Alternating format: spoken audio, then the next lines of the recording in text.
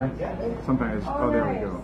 So now it's streaming and also recording. So let me get these people signed in. You better. Yeah. And then I'm going to go up there and make my. You're going to read this first. Someone else is going to read the other thing. Then we have a person who's the keynote. There you go. And then the first open mic person. So, Buford, you're the keynote, right? Yeah. Okay. I'm the mini feature. Oh, the mini feature. Someone's the keynote. Oh, you're the keynote. He's the mini. Yeah, you're the keynote. Charlie wrote all right, so now we are set and ready and set and ready to go. Sure, I was going to be late. I started so late. By a miracle, I caught every bus at exactly the right time. And what's your name? Huh? When I come up, I'm going to put this here. Yes. And it's set for 12. I'm just going to hit it, and then I'll be able to see how long we have left. All right, great. All right, so show on the road, Dan. All right. Ladies and gentlemen, bubbles and ants, cross-eyed mosquitoes, and bow-legged ants, we are ready at this very moment. Thank God for that. I'm looking at the clock, and we're starting actually a little later than I thought. That's the way it is. So, we're going to have someone read the announcements. The co-host, Rob, is going to read those. Then we have Proposition 1. Then we have Buford Bunting with the keynote. No, Owen Dongle with the keynote. I got that mixed up 5 times already. And then we'll take care of business from there. So, give him a round of applause, my co-host, for the evening of Rob. Okay, let me focus you in there, Rob. Welcome to Sacred Grounds. Get really close to the mic. Welcome to Sacred Grounds with Dan Brady as the current host of this, the longest running open mic in the known and unknown universe.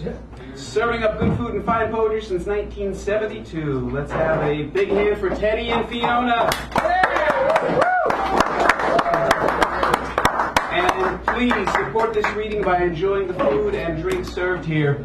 Poetry of all kinds, ladies and gents, is welcome here. We respect the mic. That means keeping conversations to a whisper, putting devices on mute, vibrate, or airline mode, and keeping to the time limit, usually only 5 minutes, but that can change. Please note our streaming link. It is handy in 5 ways. Thank you. Why you can view conveniently enough from home. Family or friends can see you live or later on. Want to hear so-and-so's poem again? You can. Do a self-critique, no problemo. And it is a way to put out the word, yours, mine, or ours. And that brings us to our ongoing theme, never doubt that a small group of committed citizens can change the world. Indeed, it's the only thing that ever has. Joseph Goebbels. Joseph Goebbels. No. He was the one who said, just because you don't take an interest in politics doesn't mean politics won't take an interest in you. And this evening's theme is... Oh, this evening's theme is I Slipped You Into a Poem, thanks to David Erdreich. I slipped you into a poem. Just in case. We are pleased to say our feature is... Our feature is Mr. Martin Joseph, who's going to... Oh, there he is. So looking for over there. Mr. Martin Joseph giving the Queen's Wave, or King's Wave in this case. And tonight's keynote is Mr. Owen Dunkel, right up there. He'll be up in a moment. Give him a round. Mini feature is Buford Bunting sitting right next to Owen. Give him a nice round in anticipation. And the last word will be... The last word is Mr. Alan Harris, who will kick off the second half and close it out in style, we believe. Yeah, where is he? Alan, where are you? I'm back here. Oh, thank you. Give him a round anyway. We can't see him. He's being mute tonight. Mute. And I'm reminding you to make a clip for the feature. Yes, when the feature comes up, I push a button and that makes a clip. Don't let me forget. All right. Door prizes? Oh, yes, the door prizes. The door prizes. Ann Sexton, 45 Mercy Street, edited by Linda Gray Sexton. So, it is here for you. Nice picture on the back. This is an older book. Billy Collins, the former poet laureate of the United States, Ballistics, poems. Becoming an Ancestor, poems by Lucille Langday, who personally gave this copy and said, why don't you make it one of the door prizes, so I said I would. 100 years of poetry, in case you haven't had enough. There's 100 years more. And then this is Charles Wright, The World of the 10,000 Things, Poems 1980 to 1990.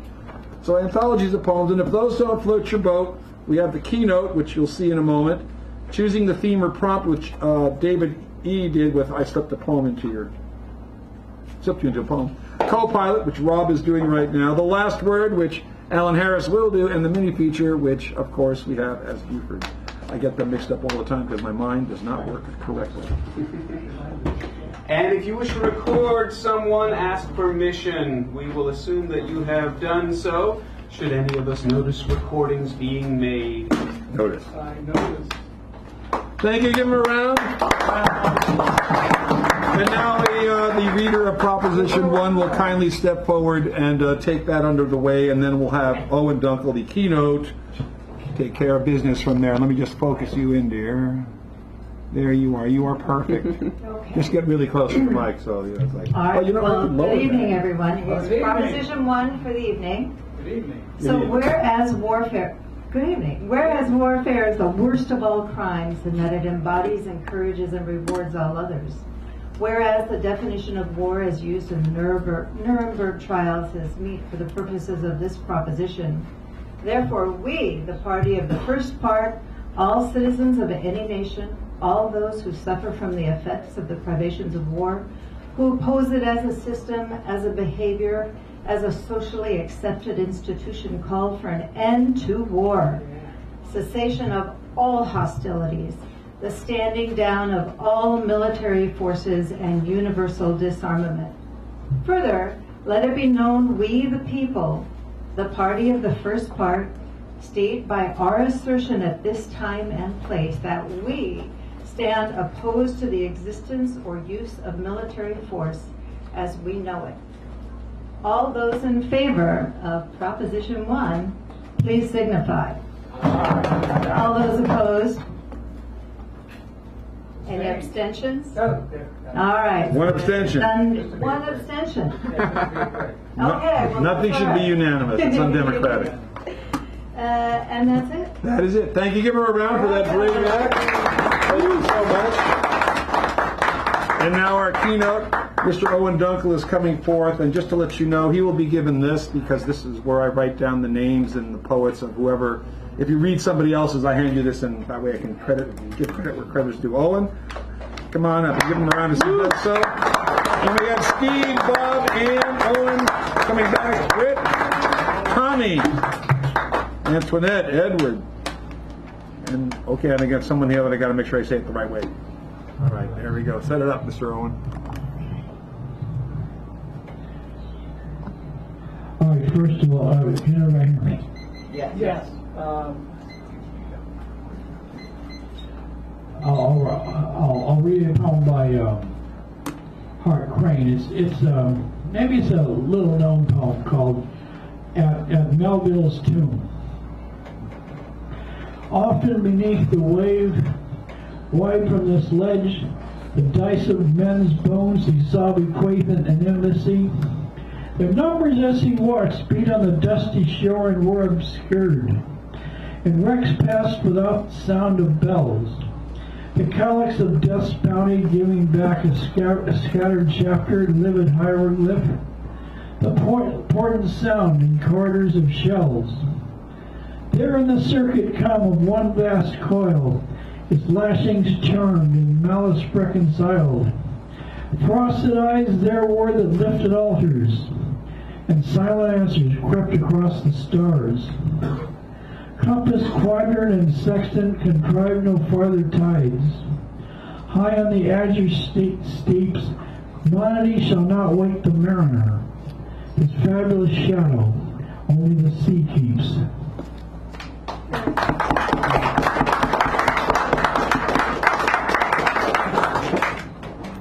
Now, poem by another little known poem by Dylan Thomas. My hero bears his nerves. My hero bears his nerves along my wrist that rolls from wrist to shoulder. unpacks the head that, like a sleepy ghost, leans on my mortal ruler, the proud spine turning, spurning, turn and twist. And these poor nerves, so wired in the skull, ache on the forlorn paper. I hug to love for my unruly scrawl that utters all love hunger and tells the page the empty ill. My hero bears my side and sees his heart tread like a naked Venus, the beach of flesh, and wind her blood-red plate. Stripping my loin of promise, he promises a dead heat. He holds the wire from his box of nerves, praising the mortal error of birth and death, the two sad knaves of thieves, and the hunger's emperor. He pulls the chain. The cistern moves. Thank you very much. Thank you, Mr. Owen Dunkel.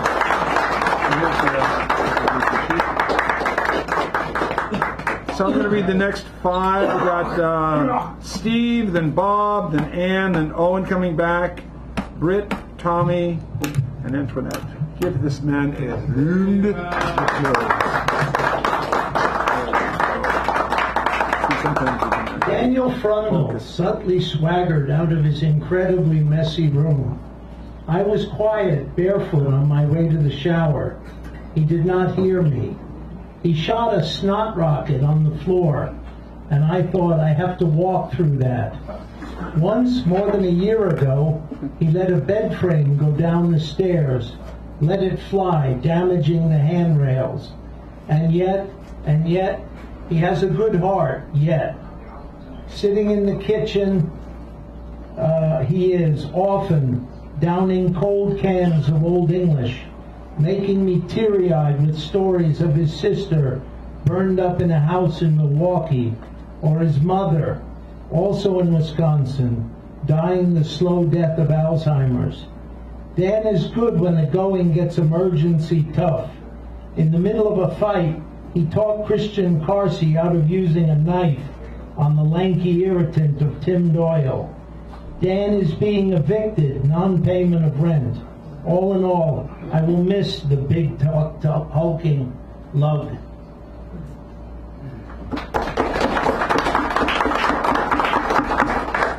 There's Tiny Tim the cripple and Tiny Tim the hulking falsetto song singer.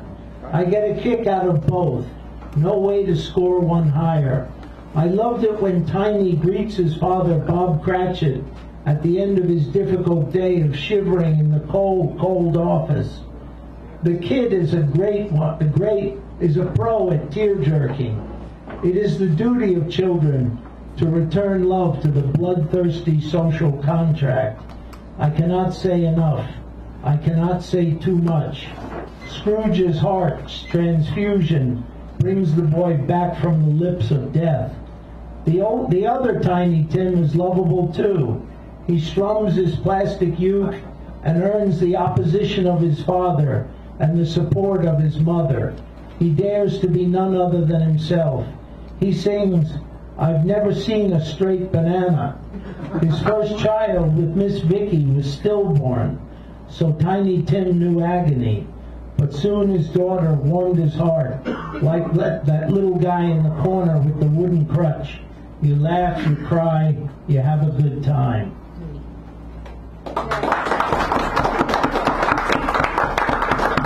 John Lennon often looked wrecked, like a pale, soft slug with a large rib cage clinging to his naked bride.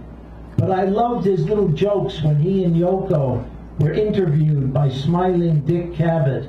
I thought and I think that Lennon was the Lennon of the revolution of rock and roll, the one to listen to, the man. I've heard he spent years at the Dakota shooting up with the warm gun of heroin, channel surfing on the electronic visionary glass. Not so great, but I loved and respected him for going to a nearby cafe with lots of newspapers and sitting to read for hours, to watch the wheels of the world go round. When he lived, he really lived. He said, "They're going to crucify me," and he took bowls of bullets to his large heart and drug-soaked lungs. I only wish he had lived on to give us more Imagines and Norwegian Woods and Nowhere Mans. I will never forget seeing all the news boxes in New York City screaming, "John Lennon dead." Thank you. Can you take this phone and tell me to put the names in? Thank you. And now, Bob Gordon with a special assist from Alan Harris. We'll take care of this in just a moment. Let me get him in there. All right. Oh, can you move the microphone stand because it's going to be right? Thank you. Now we'll get in there and.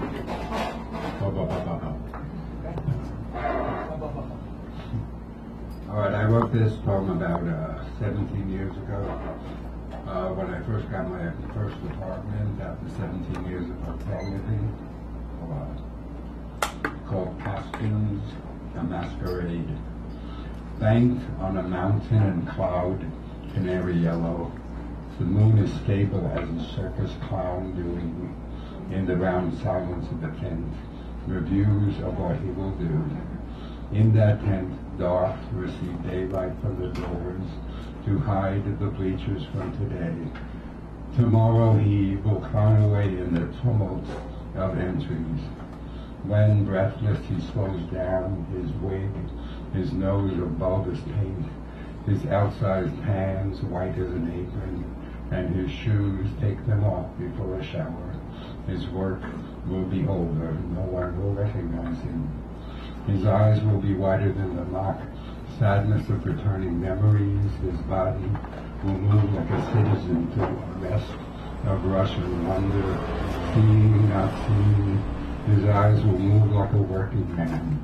He will be the man that aborts his smile. He will be the dust on the shelves of eiderdown, no distortions in his presence of woe. And down under a crepuscular cartoon, brief will his widow be, that tent alight, as he gathers himself together, akimbo, flower at his breast, sun waiter, serving the brightness up to where the tent gathers and spiders nest, as birds would have been at the time, and shadows will still happen. Each time the show goes on, too many feet below. It is still the moon, banked on mountain and cloud. The sea digests everything towards land and wayward, but for the eyes that watch, the cloud, moon, and arch fill the sky.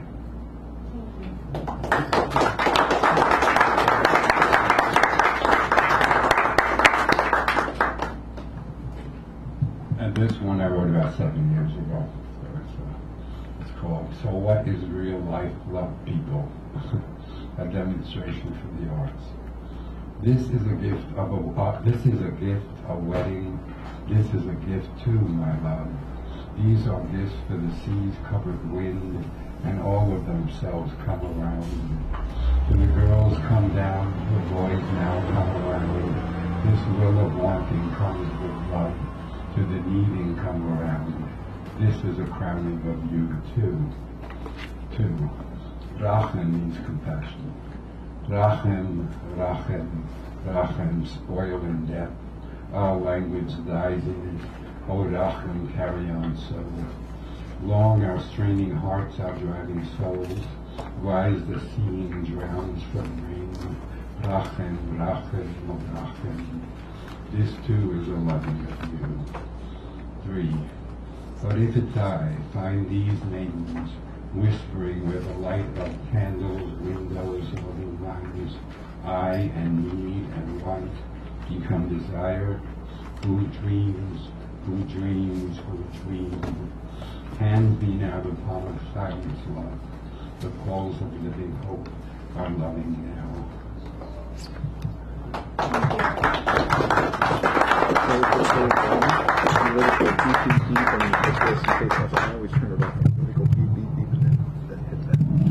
Oh, thank you. And now we have, wait a minute, a new person, and we know how to treat them, ladies and gentlemen. Give them the royal welcome, please, Ann Cohen.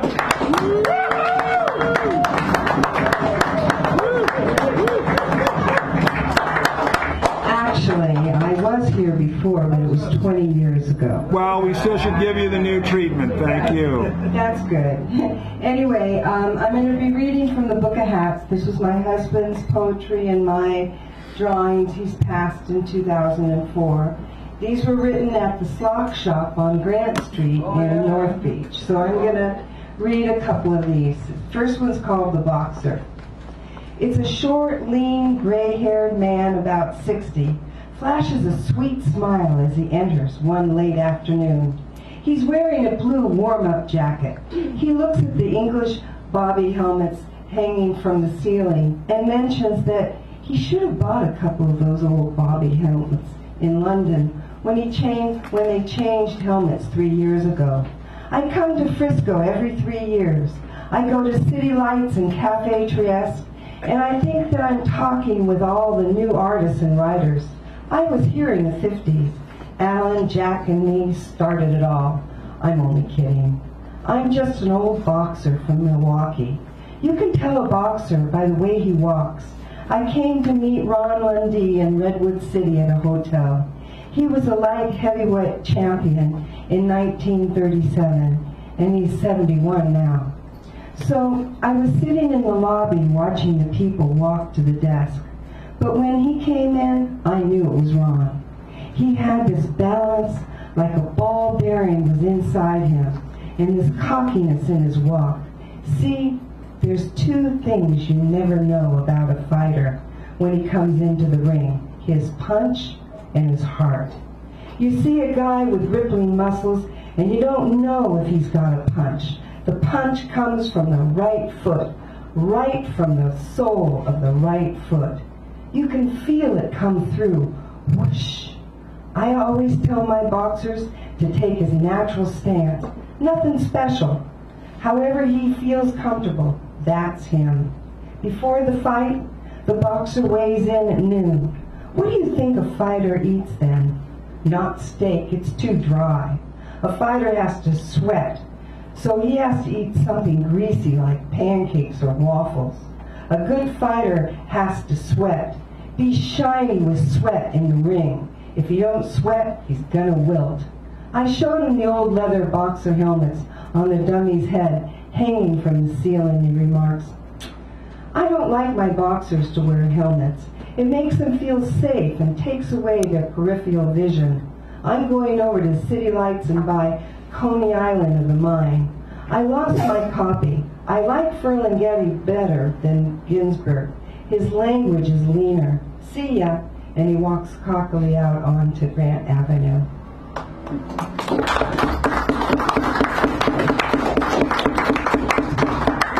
I'm going to read just one more.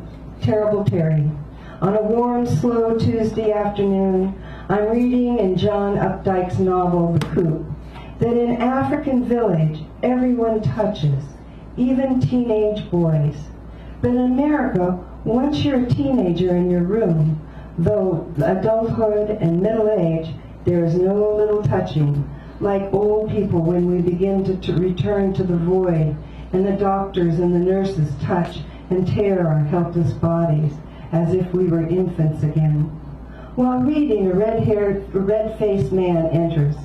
He has this blonde beard and tattoos on his arms and chest. He's wearing a blue shirt and jeans that are slipping down his waist. He asks if that's K-Jazz on the radio. Can I listen a minute? He holds his sides and he twists his face in pain. Broken ribs, he remarks. 3 rookie cops decided to practice on me. They think they own the neighborhood. I was born here. I was drunk. They threw me in the drunk tank for 7 hours. He shows me a black and blue marks on his arms. I told them a thing or two. That's why they call me Terrible Terry. What's your name? He thrusts a strong, muscular hand towards me and shakes it firmly. I'm shipping out in a couple of weeks. That's where I belong at sea. 6 or 7 months and I'll have a pocket full of money. Then I can buy a couple of your brass lighters and some new clothes and some toot. Love that music. See ya. And he slowly returns to Grant Avenue. Thanks. Oh, man. The name of his name me the name of it, but just take it over there. Thank you. And now Owen Dunkel coming back. The keynote always comes back to the open mic, so Owen's coming back for that. Then we got Britt, Tommy, Antoinette, Edward, and then I don't know how to say Ysmaeli. How do I say that? Ismaili. I'll make sure I say it the right when we get up there. Thank you. Give him a round, please. All right.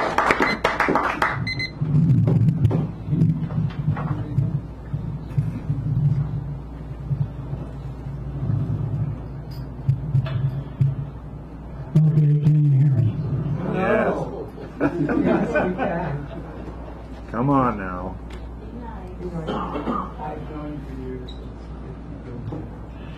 Hey, this is the Esperanto of the Psyche. I said that to a chick at a party one time. Laughter seized us and threw its spirit with us right across the room.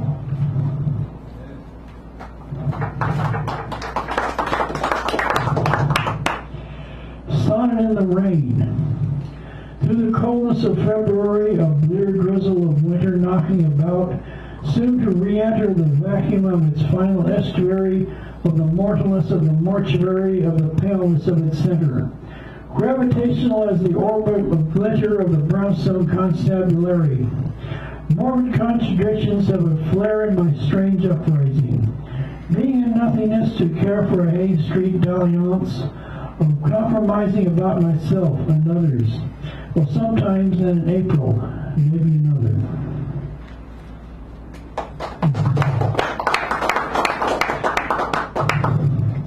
Light particular.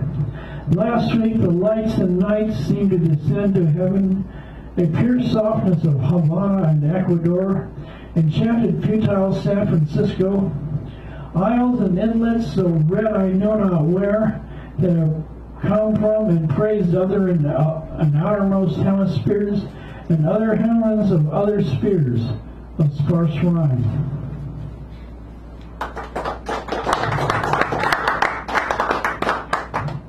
Yeah, rebels eat babies. Hang out, John Woodall. I told you there are 9 muses. I can talk to you like a semicolon.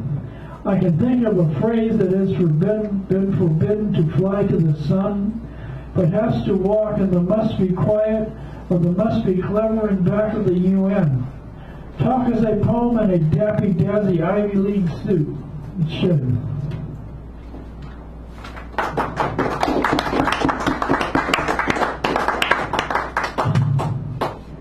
Throwing a fire. I think sort of surfers on Friday nights, of images cracking on the jetties of rhyme, stoked out free verse with long awesome lines a la Whitman and Olson, that you can ride and ride as a lone surfer rides a 20-footer on an endless cloudy day of seeing into himself by candlelight between his legs on Saturday nights of summer. I read of Mickey Dora's death like a night closing like Russia, like Borscht, like an endless drunken Gazatsky of fire, of vodka, vodka you fool, endless vodka, of the blue-collar void, of the flip side into eternity and reality. My drunken comrades, on Nikita, Nikita.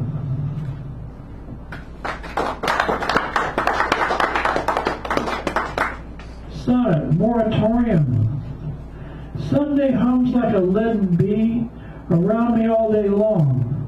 Is the 71 bus brazen like a tree of knowledge of San Franciscans?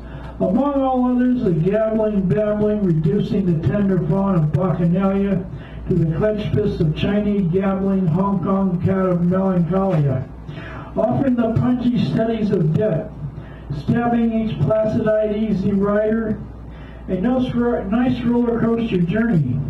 Easy to forget our uprising of yesterday, like a toy glider nestled next to the rocks, upscaled down midstream. Myself now alone, perchance to dream. Thank you, Mr. Owen. Thank you very much. All right, and Britt. Peter Britt, you're in the house? Yes, You he got the is. name backwards. Britt Peter. Thank you. All right. Give him a round, please. You've been here before, though. Yes. Yeah, okay, he's been here before. All right, thank you. Give the man. Let me get this started here. You're ready to go. All right. Sonoma County Fire, 2017. Before the sun's terrible message, the unidentified odor of fire, a rose wash of light behind the eastern hills. Homer talks about this, the glow of war and disaster. A neighbor's dog barks, and the loud moon still high in the west.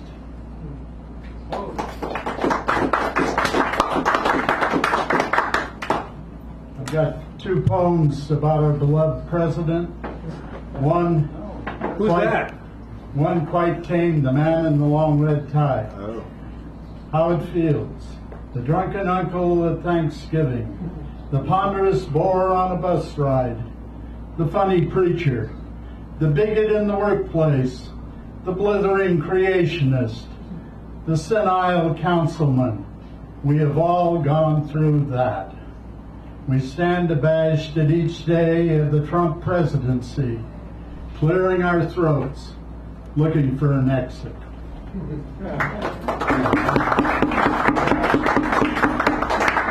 This one's a little nastier. The great burlesque comic Pinky Lee works his way into this poem. He had an award-winning children's show in L.A., but he didn't abandon his former outfit. He still wore a long red tie, just like Trump's, which he twirled like a ready phallus, shouting, "Nunga, nunga, nunga," to the delight of all the kids. That's not the poem. Here's the poem. Obscene. The word flying over many bosses, heavy, heavy over my head. Seagulls seek new victims. Obscene. Try our president. Everything he touches stinks of obscenity. What have you done yesterday? Elephant tusks, towels for Puerto Rico, his bombs, his paid-for empty hotels, his entrepreneurial family, a laundry list with the tail of a dragon, obscene, a smokescreen, front man for thieves and war criminals, obscene, not Ginsburg's dots or Molly Bloom's wandering thoughts, obscene, the man with the long red tie, nunga, nunga, nunga. We grow weary of this tyrant, a bad joke, an off-color joke, an obscene joke told too often.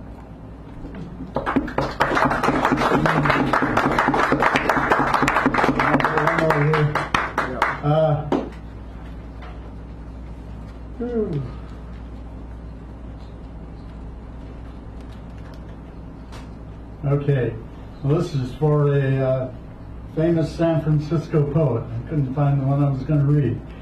Jack Spicer. Jack said in concrete along the Embarcadero Promenade. I almost walk over these words. The names set in brass.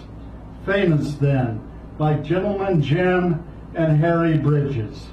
Set in brass, how appropriate. To bellow and curse, along with foghorns, lost ships, and ravenous gulls. Yeah. Oh, thank you. Put the name of the poet and then just put that back when you have a chance. Okay. All right, thank you. Tommy! Tommy. Give him a round as he comes up here. Always brave. Or something. I mean, let me get this. It's going to go off in the middle of your thing. That would be very cool. All right. Okay. First, the servants clean it real good using filtered water. Then cut off the fat and other unappetizing parts, which they toss into the proper green compost bin. The brain is wrapped and stored in the freezer for later use. The bones tossed to the dogs who guard the lush estate. Finally, the meat is chopped into bite-sized pieces sautéed in extra virgin olive oil from the finest vineyards in Greece. Organic vegetables fresh from the farm are added, as are onions and garlic. Then it's seasoned with only the best imported spices. Finally, it's served with the Bordelais sauce and fine red wine in the dining room overlooking the sea by candlelight. But not before grace is said, and thanks given to the politicians who make it all possible. And that's how the rich eat the rest of us. Oh. And I'm going to end with another poem about eating. We never said grace at the table on Thanksgiving, or any other day for that matter. That was something they did on Ozzie and Harriet or Leave It to Beaver, where housewives wore pearls and high heels to do housework, and their husbands went to work in suits and ties instead of greasy overalls like Papa did. Their kids called them Sir and Madam and had allowances. No one called them Dagos or Wops.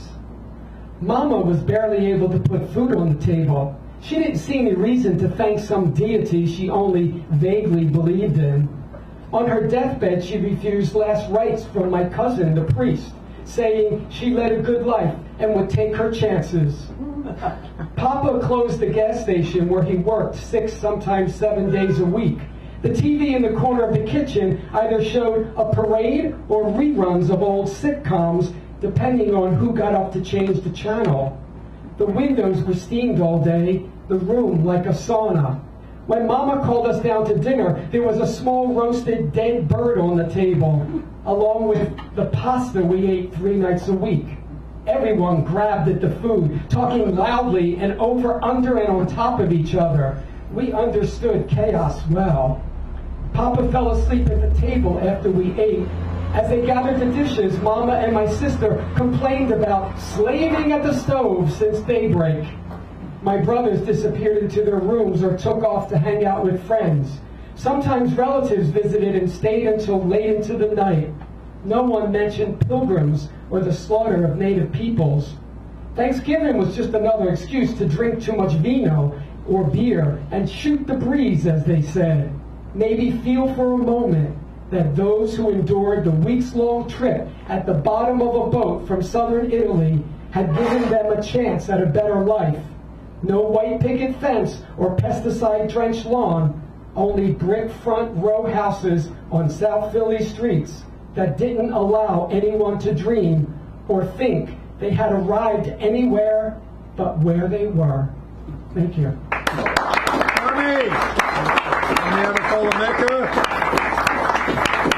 Yes, there you go.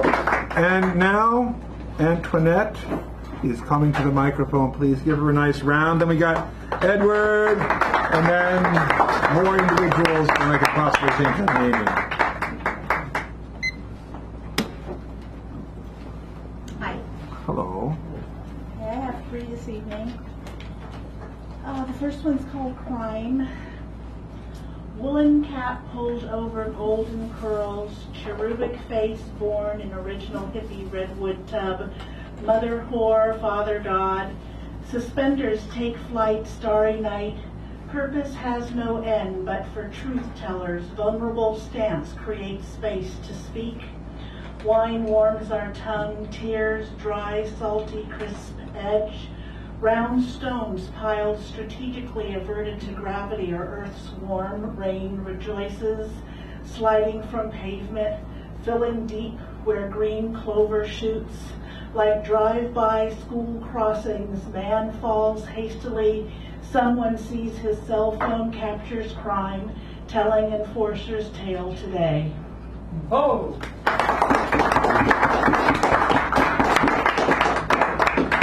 Short little story. Daniel was on the sofa this morning, looking good with a slight stubble on his chin. Friends ask how he died. Tired of his body, legs don't work since the accident. 14 years in a bed and the last 4 on a feeding tube. It was time to go. I knew he willed himself to death. He did not want his tired, schizoid body.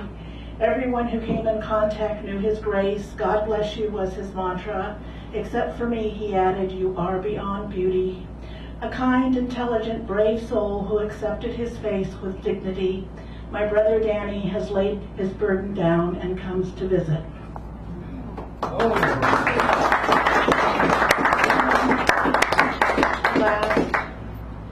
420 in every way finds Golden Gate. Pungent wind stirred by helicopters' roar hovers in the sky nearby.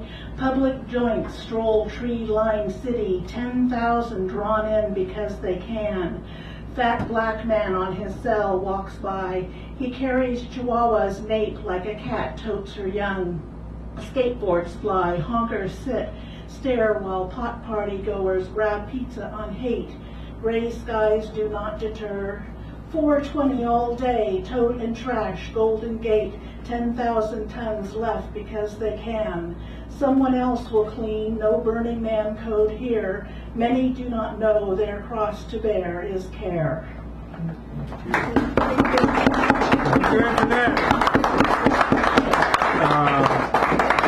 Will Edward, my cue, kindly come forward, and then we have Yismaili. Okay, let me make sure I.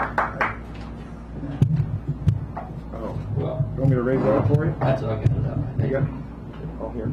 Pull. And then twist. Is that good? That sounds good. All right, there we go. You're And Ismail, by the way, who's reading after me. I'm in the 8th spot, and he's in the 9th. But he was born on the in 1980 on the 8th month on the 8th day. So he probably should have been here in this spot. Yes, sir. But remember when he comes that he's the 3/8. So 3 Mobius strips. It is time. Nothing waits. Soon, late, nothing waits. I hear on the wind long gone voices, whispers, those old sorrows, new voices, undefeated desires. Can you hear in the wind phantoms swirling, the released mustard star, the cries of innocence? Strange shapes appear, a telephone call, a sea change. Nothing waits. Soon, late, nothing waits. Voices live here, forgetting the way back. Life pushes, and over the line, a brown shale, and memories that carry love, dancing images. We were waiting to gather with both hands. There was a dream on this place that was waiting. When spring came, we undressed the magnolia. Nothing waits. Soon, late, nothing waits.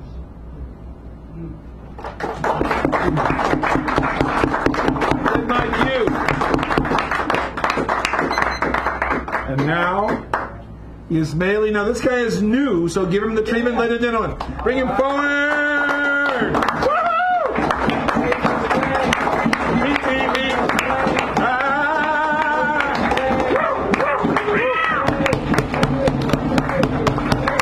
Speech. We tried to welcome you in that impression. I hope you feel welcome. Yeah, I like the crowd here. Okay, all right. Let me just get you. So I'm going to do a piece that it's a narrative that relates to me, which is coming, being a former refugee, and with what's going on with all these countries that have been, I guess, banned and faxed. Sometimes,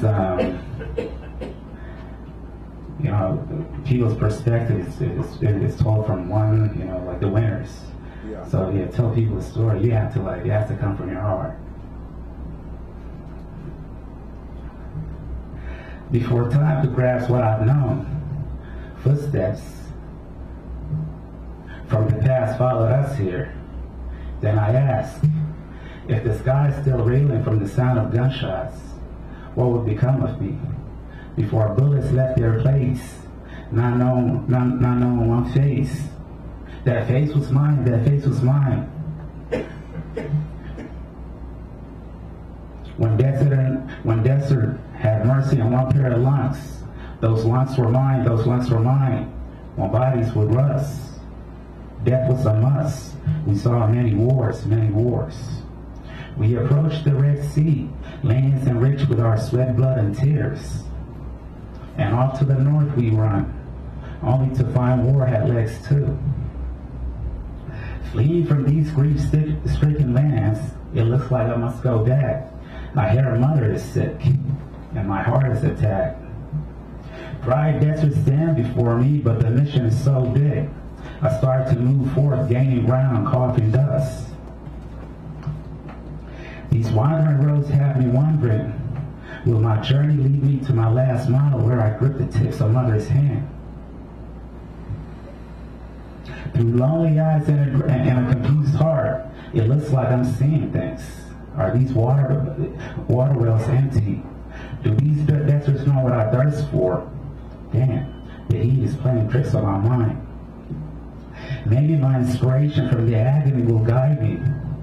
Maybe my footsteps from these lands will shake the earth and let her know that I'm coming. I'm believing in that time when her love would chill me from these African lands that almost killed me. Before bullets left their place, not recognizing one face. That face was mine, that face was mine. When desert had mercy on one pair of lungs, those lungs were mine, those lungs were mine. When bodies would rust and death was a must, we saw many wars, but no cuts.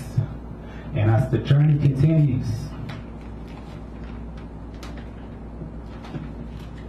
I stroll past our ancient birthday shrines, past the riverbeds that carried our bodies, past the schoolyards where we played soccer with our shoes and became battered and bruised, past these crumbling bricks that were once grand mosques and galleries of opulence, footprints now all easily washed away like footprints in the sand. This is ugly and devastating to non-meditation. I wonder, is this the fate of our nation? Then I come to find, in this faraway landscape shaped like a question mark, there lies many a beaten path where children, too small to carry a gun, are the front lines. And our daughters of revolution are the ones that remain to tell about it.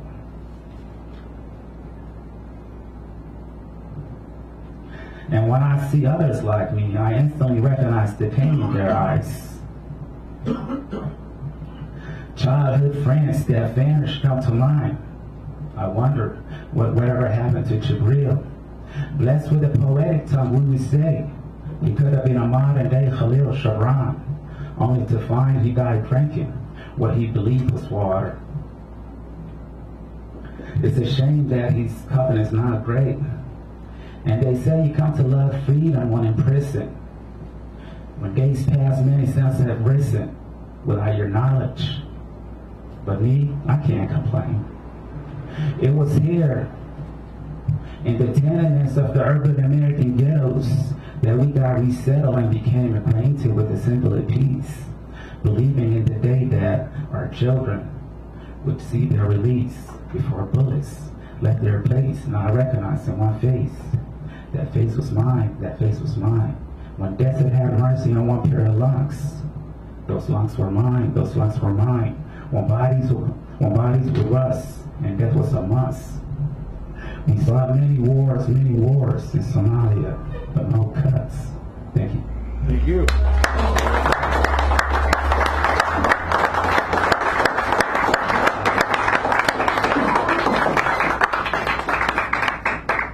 Well, see, now I have to follow that. Thank you, though. I appreciate it. And, I will segue to something else because I have to. So, am I framed in there? You're beautiful. Thank you.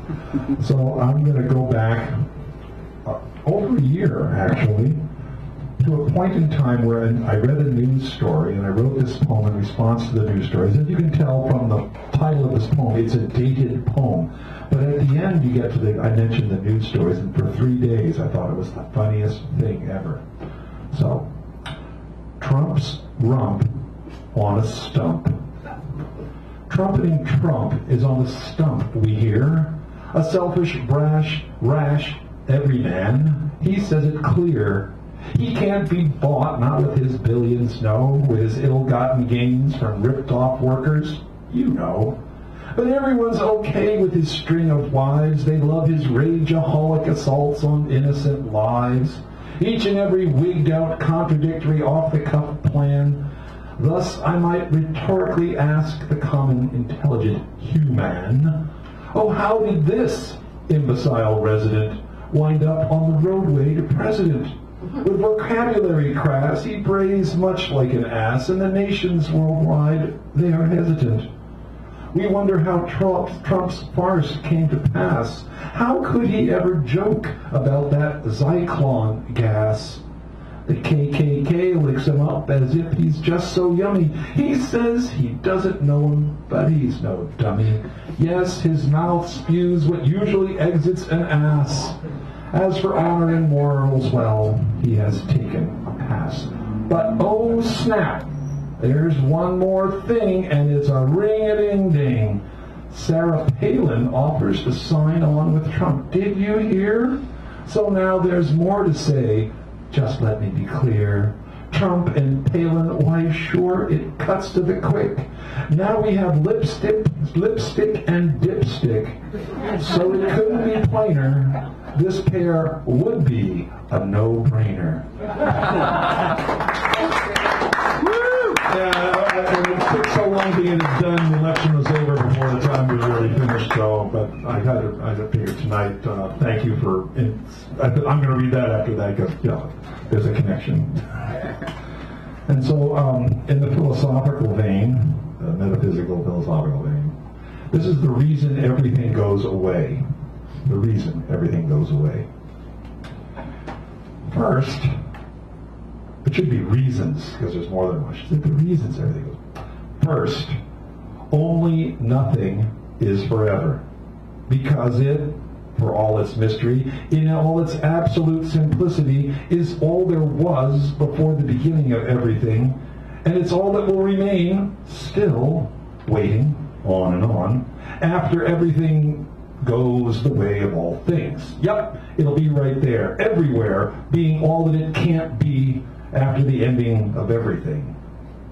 Now, there are some who call it the all foundation, that from which or out of which everything mysteriously came in a flash, as it were, just as it will always be that which is inevitably left behind.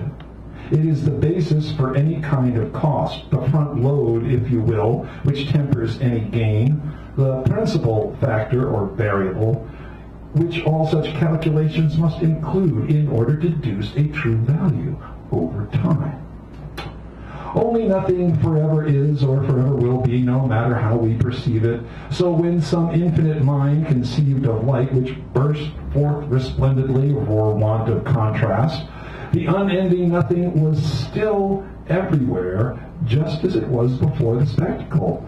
Back then, it awaited the light, racing ever outward, onward, through the vast, all-encompassing void, so one might not suspect, what with all the stellar displays and all, that even today, so very long after, the infinite, unaffected night of it is still waiting before, no matter how fast or how far light may ever go.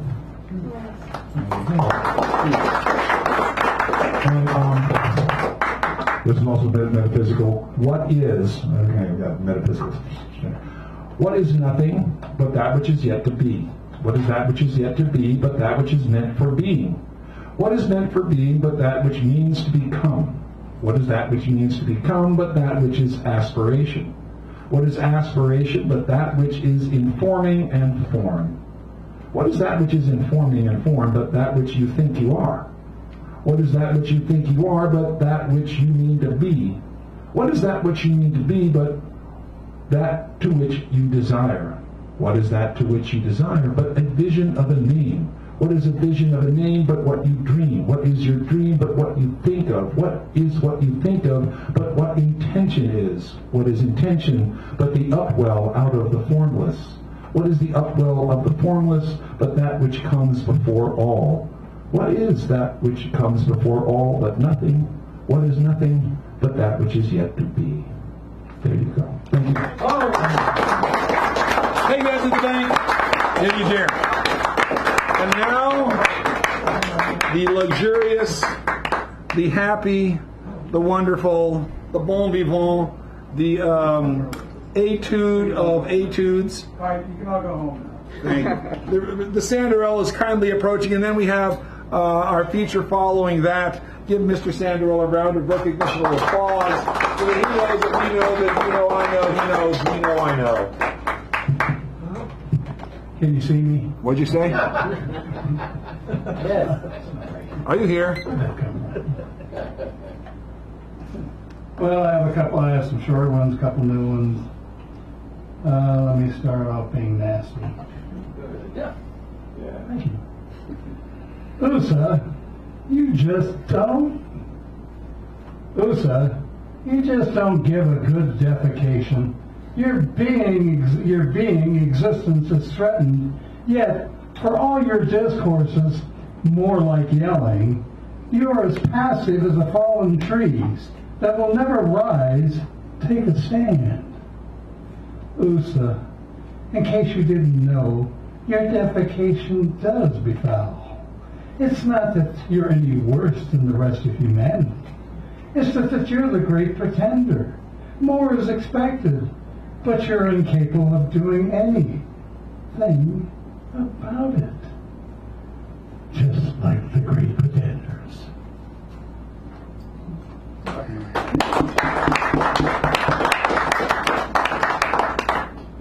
Jaguar walks. Jaguar walks nights, wind blows through jungle. Warning sounds as howler monkeys howl, and those who sing hoo on top. Hoo hoo, hoo hoo, hoo hoo. Choirs of birds, animals sound warnings. Jaguar is passing by, feminine giver, taker of life. Jaguar displays her beautiful color coat of yellows, browns, spots. Walks regally, protector, guardian of the night. The chorus of sounds persists as she casually strolls. She, the ruler, has no one to fear this night. No human borders need to be crossed. With full stomach of recent kill, she enjoys her walk through her domain, always on the lookout for game to pounce or waterways to swim. Jaguar walks.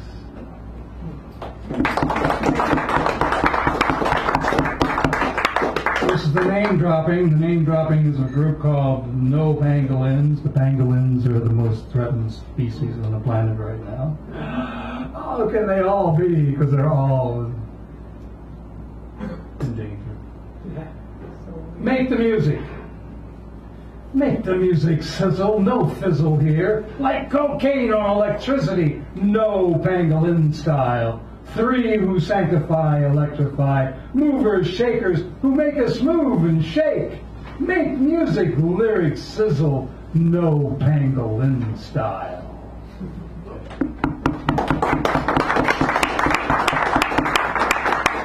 And my last piece is I sit and wait in this glass steel.